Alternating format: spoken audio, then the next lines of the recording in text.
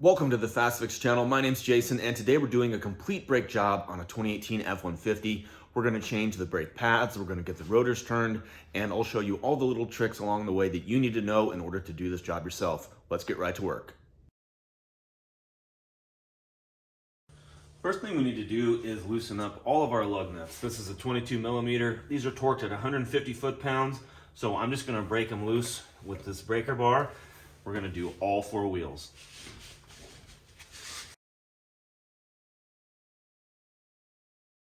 If anyone's curious of a good point to put your jack, right here works for me. You can also go on either side and do it incrementally that way, but this is a good way to get both tires off the ground. All right, we're down to our rotor and our caliper assembly. Now, if all you needed to do was change the brake pads, we would just be taking off the caliper, replacing the pads, putting it back together. But in this case, we're going to get these rotors turned because we are noticing some chatter when we depress our brakes, kind of a wavy sensation of the brake pedal moving up and down. That's really indicative of a warped rotor. Okay, we need to take the slide bolts out right now, or you could call them slide pins, but they're these two right here. These are only on 27 foot-pounds, so should be able to break these free using a 13 millimeter. Yeah, pretty easy. Back these the rest of the way out. Okay, our caliper should be loose. We'll just need to kind of work it out here. These can be heavy, so FYI. But there we go. Now we'll just put this in a spot where it can't move. For now, I'm just going to set it here because I have no bungee cord, I forgot. But we're going to wire it up here because we will need to take the rotor off and can't just leave it sitting like this.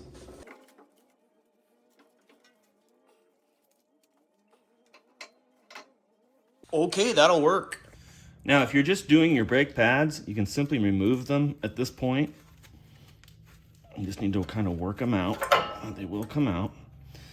And what you would do is just put on your new brake pads, slide it right in here. Sometimes you can change these tins out if you prefer, but sometimes they're perfectly fine. You can just leave them in. But otherwise, there's one more brake pad on the back that we need to remove.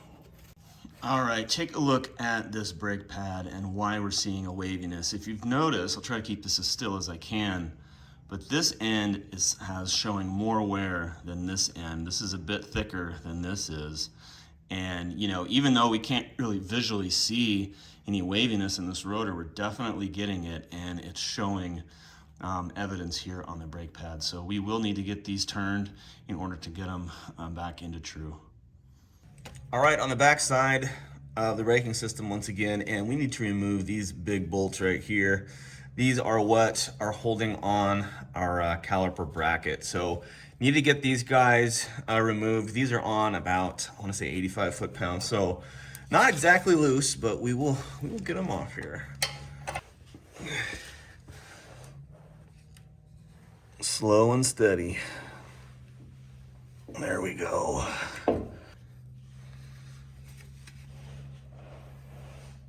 Yeah.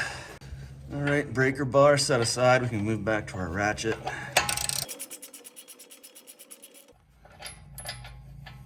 Well, there she is. All right, look at that. All out. And our bracket should just come right off. There we go. Theoretically, these should just come off, but we're gonna keep our rubber mallet on us just in case, and it doesn't seem like it wants to move, so I'll just tap it a few times. See if that did anything. Nope. We're gonna go to the back side and give it some nice love taps with Mr. Hammer.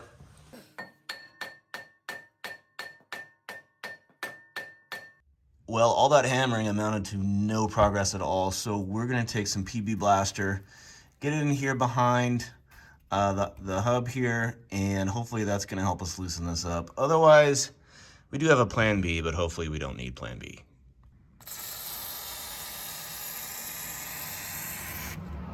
Unfortunately, no amount of beating with a hammer is working. Thought about getting a pry tool or a puller to pull this rotor off, but this rotor is massive. I'm guessing it's probably 15 inches in diameter, and none of the pullers that I found could even come close to grabbing that. So what we're gonna do is instead, since we wanna save this rotor, we have to come up with a way in order not to damage the rotor when taking it off. Now, hitting it with a metal hammer is not in my vocabulary as far as wanting to save these. So I'm not gonna be hitting the back of this with a metal hammer. It's just not a good idea. So what we're gonna do instead is use the bolt methods, which I'm sure a lot of you have already seen. But I guess my twist on it is this, is that I wanna save this rotor, so we need to have some sort of pad to fight against this bolt grinding into the rotor. So what I've done is just bought a hardwood dowel. It's oak. And then I've just drilled a 3/8 hole, which is the same diameter as this bolt here. And that's gonna cushion this and give us kind of a bigger footprint, you know, to put the pressure down on this plate. So it's just gonna fit in like this, and we're just gonna twist on these bolts, and hopefully that'll drive the rotor out. All right, hopefully you can see this okay. Got our bolt. This is, by the way, this is a 3/8 bolt. It's 3 inches long, which is adequate. And then, of course, we have a nut on the end of it. And we'll just take our dowel, fit this in. Hopefully aim right.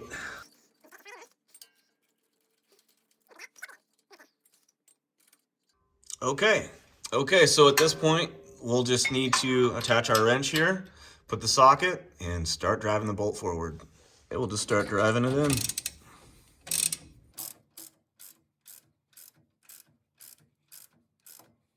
The fear, of course, is that the wood's just going to give way, splinter, and crack. But if that happens, that happens. And listen, it was an on-the-fly idea. So if it works, great. If not, ooh, I think we might actually just got it right there. Not bad, not bad. Let's see where we're at. My apologies for not capturing this on video, but I tightened the bolts up just a little bit more, maybe one turn on each bolt, and then loosened it, tapped the rotor, and look at this, all done. Now there's a fair amount of corrosion here, but nothing too serious, and I think that's why it popped off with relative ease for us. Although we did have to resort to using this method, but this really worked really well. I'm pretty happy with that. Then on the inside, of course, got some rust here, but we will take care of all of that, and you can see the moistures, the PB blaster that I had in there. So anyway, this is actually pretty exciting. I'm glad this came off so easily. All right, now it's time for the fun part, the cleaning. We got our rotors at the machine shop, so those are getting turned right now. So while we're waiting, we're gonna clean this up just using PB blaster and a little scrubber here.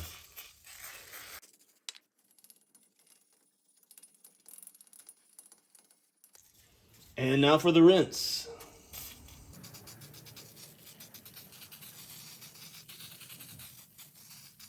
We're going to do the same with the inside of our rotor here. Just a little PB blaster. Take the scrubber to it.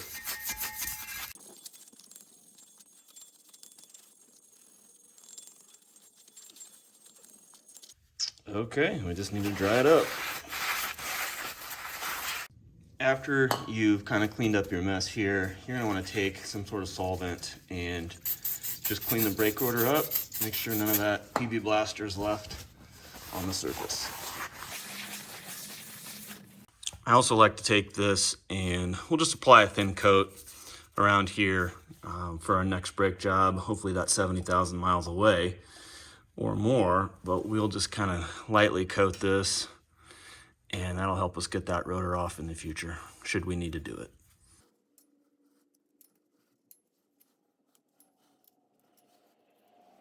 Also put a thin coat on the inside of the rotor. All right, and now we will put the rotor back on. Isn't that nice? Clean parts just make me happy. All right, next thing we're gonna do is change out these tins. So you can just pop these off, just like that. Pop all 4 off. And we'll use these nice new shiny ones. And they go on very easily. I like to clip the back end first. Let me zoom in here. Just kind of click this little tab on the back, and it'll go there. And just press them in, just like that.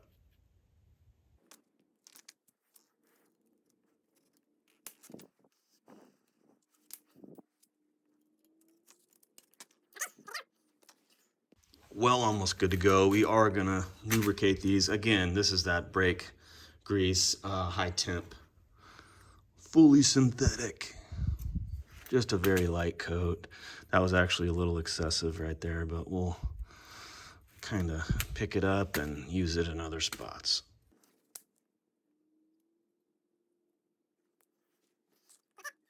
We'll also apply some to the brake pads themselves. All right, now at this point, we need to drive the pistons in our caliper back.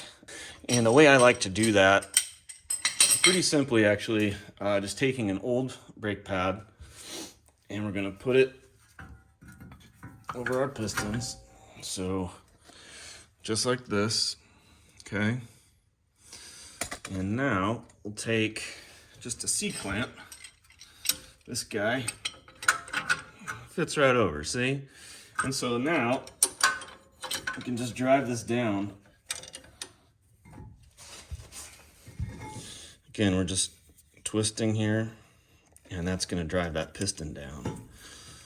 Hopefully you can kind of see that working.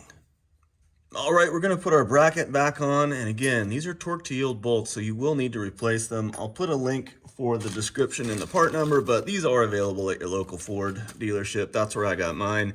The internet was not gonna save me any money, so I did not buy them online.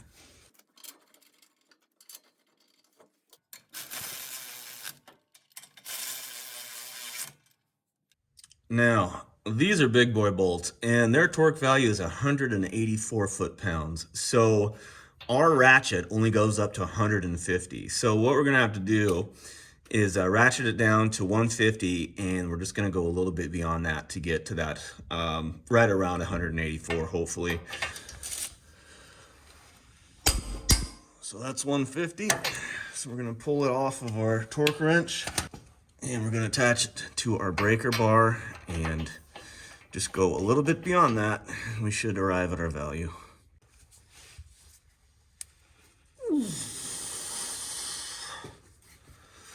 That ain't easy.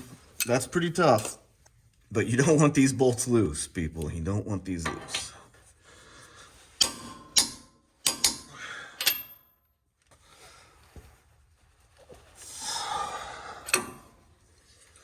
All right, those are done. Now we'll just reattach our caliper. Well, before we put the caliper back on, it probably is a good idea to go ahead and put your new brake pads in. So what I've done here, as you can see, kind of on these ears right here, just put lubrication on those. And we'll just slide them in. Pretty simple. Do that on the back side as well. All right, now we can get our caliper back on.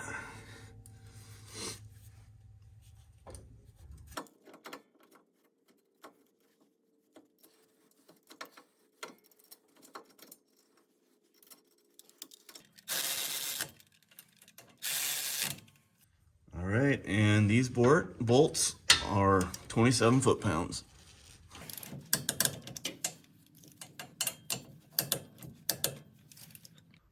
All right, and that's essentially going to do it. All we need to do now is put the wheel back on, tighten the lug nuts to 88 foot-pounds, and we'll be good to go. Now, this took a little bit more work than I was anticipated as far as getting the rotor off, but we were able to accomplish that. Set aside a good afternoon, though, in case you want to do this on your own. Also, make sure you have the right tools. It makes all the difference in the world. Speaking of making a difference, you can make a difference too. Like and subscribe if this video helped you. It helps me out a ton. Hey, have a great day, and thanks for watching.